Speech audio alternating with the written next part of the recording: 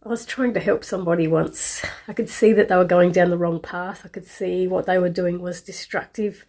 And I was trying to talk them around, give them advice, help them through it. And they weren't really understanding where I was coming from. And it was making me feel frustrated because I couldn't change their circumstances.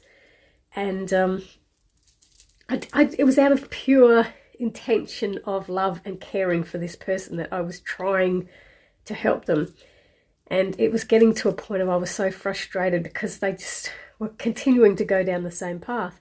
So I sat with my guides that night and I sat there and said, what can I do to help them? What can I do to offer advice or to get them through this?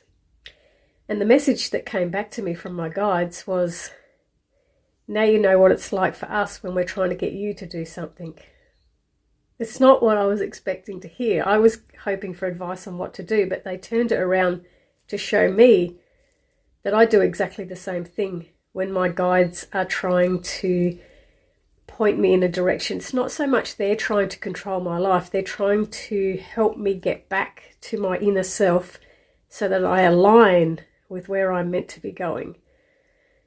When I listen to my ego and I get stubborn, I end up going in a direction. I still can get into that direction, but it's not for my highest good.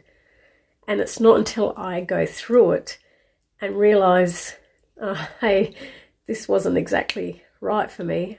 I had to learn it by going through it. And it was my guide's way of waking me up to realize I have no control over what other people's journeys are. Each individual soul is on their own journey. Sometimes when we are lined up with ourselves, we will hear messages a lot clearer and avoid going down a certain path.